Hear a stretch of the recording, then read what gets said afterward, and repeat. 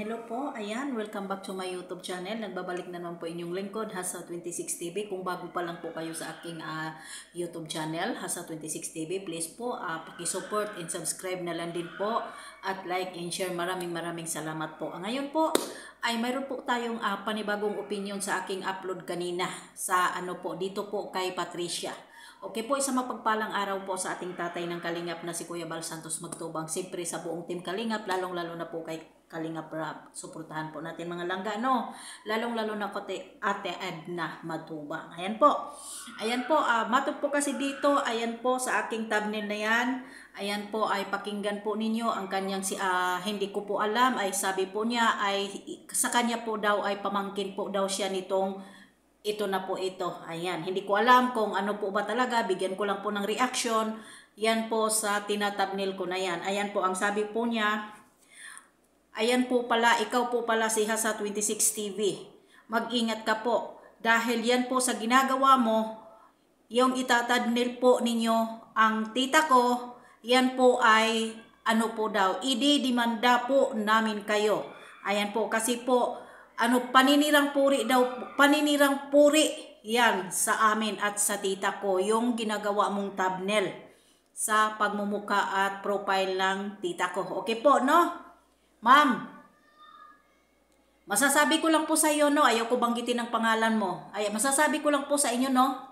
Sige po, magkaalaman po tayo. Sige po, idemanda po ninyo ako. Wala pong problema yan. Diba? Gastusan nyo po muna yung aking po dito. Gastusan nyo po muna bago po kayo magdemanda sa akin. Yung pagpapauwi ko sa Pilipinas kasi hindi po ninyo alam kung saan po siguro ako nakatira. Hindi po siguro ninyo alam kung saan ako sa Riyadh. At siyempre pupunta pa kayo ng UWA. Diba? Pupunta pa kayo ng UWA. Ipapadeport po ninyo ako. Tapos aayusin nyo ang lahat-lahat. Okay, fine. Okay po, payag po ako dyan. Saan po tayo? Pupunta pa po kayo sa amin kung saan po ako nakatira. Doon po kayo ng reklamo sa probinsya po namin. Bago po kayo magsalita, kung bago po ako nag-thumbnail at nagmura sa tita mo, no? Ito po sabihin ko. Tanong mo sa tita mo kung ano ang sinasabi ng tita mo. Na yung bata na si Rina Mimay, wala siyang pakialam at walang alam sa mga pinagsasabi niya ng tita mo kuno. Di po ba? Hindi po ba? Magkaalaman tayo dito, no? Wala po si Rinang alam sa mga pangbabastos ng tita mo. Ang tita mo po dito nagwawala sa social media para pagsabihan si Rina na si Rina ay sinto-sinto kung ano-ano pa po ang binabato niya sa bata. Diba?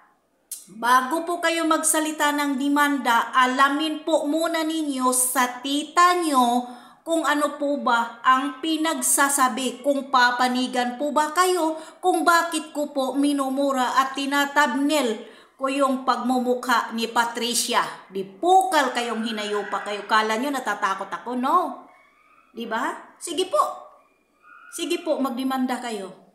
Para magkaalaman tayo, saan po ba nagmula ang lahat? Bakit po ba ako nagmura? Bakit po ba tinatabnil ko yung pagmumukha ng tita mo? Diyan, dito sa YouTube channel. Di po ba minumura niya ang isang bata na walang kaalam-alam? Walang kaalam-alam sa buong mundo? Na isang inusinting bata at hindi siya kilala. At wala siyang alam sa buhay ni Rina. Bakit po niya lalaitin at balahurain yung bata na wala naman siyang alam sa buhay? Di po ba? Bago po tayo sana maglinis sa paligid natin, aayusin po muna natin kung anong baho at anong sinasabi ng tita mo sa social media. Itanong mo po sa tita mo, ha? Bago kayo magdemanda sa akin. Magdemanda kayo, dadalhin ko po yan, comment na yan sa tita mo. Ha?